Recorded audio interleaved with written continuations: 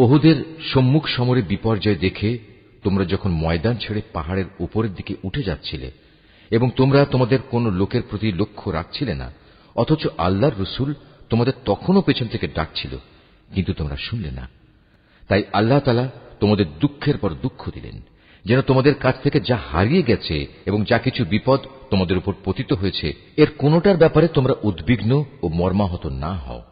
আল্লাহ তাআলা তোমাদের সব ধরনের কর্মকাণ্ড সম্পর্কেই ওয়াকিবহাল রয়েছেন। এরপর আল্লাহ তাআলা তোমাদের উপর এমন সন্তোষজনক পরিস্থিতি নাযিল করে দিলেন, এর ফলে তোমাদের একদল লোক তন্দ্রাচ্ছন্ন হয়ে পড়ে, আর একদল লোক যাদের নিজেরাই নিজেদের উদ্বিগ্ন করে রেখেছিল, তারা তাদের জাহেলি যুগের ধারণা অনুযায়ী আল্লাহ তাআলা সম্পর্কে অন্যায় ধারণা করতে থাকে। এক পর্যায়ে তারা এও বলতে শুরু করে, যুদ্ধ পরিচালনার কাজে কি আমাদের কোনো ভূমিকা আছে? হে নবী, তুমি তাদের বলো, এ ব্যাপারে আমারও কোনো ভূমিকা নেই, ক্ষমতা ও কর্তৃত্বের সবটুকু আল্লাহর হাতে। এই দলের লোকেরা তাদের মনের ভেতর সেসব কথাবার্তা গোপন করে রেখেছে, তা তোমার সামনে খোলাখুলি প্রকাশ করে না। তারা বলে, এ কাজে যদি আমাদের কোনো ভূমিকা থাকত, তাহলে আজ আমরা এখানে নিহত হতাম না।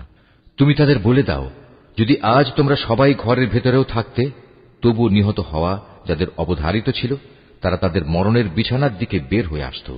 আর এভাবেই তোমাদের মনের ভেতর লুকিয়ে রাখা বিষয়সমূহের ব্যাপারে আল্লাহ তাআলা তোমাদের পরীক্ষা করেন, এবং এ ঘটনার মাঝ দিয়ে তিনি তোমাদের অন্তরে যা কিছু আছে তাও পরিশুদ্ধ করে দেন।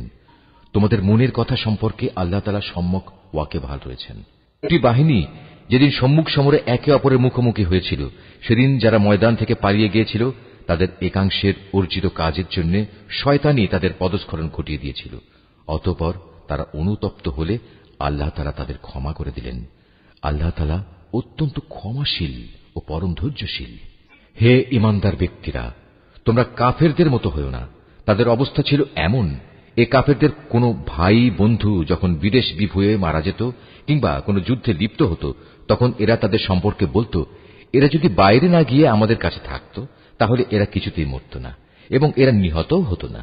এভাবেই এ মানসিকতাকে আল্লাহ তাআলা তাদের মনের আক্ষেপে পরিণত করে দেন।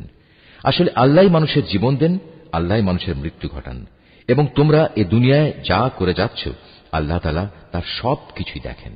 তোমরা যদি আল্লাহর পথে নিহত হও অথবা সে পথে থেকেই তোমরা মৃত্যুবরণ করো, তাহলে আল্লাহর পক্ষ থেকে যে রহমত ও ক্ষমা লাভ করবে তা হবে কাফেরদের সঞ্চিত অর্থ সামগ্রীর চাইতে অনেক বেশি উত্তম।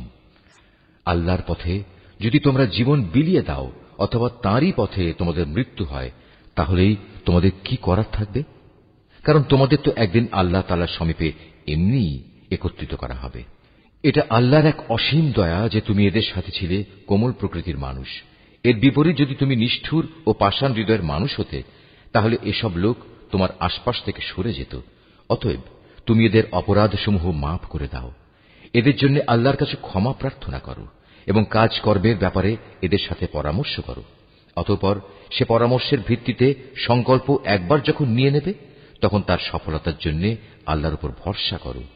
আল্লাহ তাআলা তার উপর নির্ভরশীল মানুষদের ভালোবাসেন। যদি আল্লাহ তাআলা তোমাদের সাহায্য করেন, তাহলে কোনো শক্তিই তোমাদের পরাজিত করতে পারবে না। আর তিনি যদি তোমাদের পরিত্যাগ করেন, তাহলে এখানে এমন কোন শক্তি আছে যে অতঃপর তোমাদের কোন রকম সাহায্য করতে পারে? কাজেই আল্লাহর উপর যারা ঈমান আনে, তাদের আল্লাহর উপরই ভরসা করা উচিত। কোন নবীর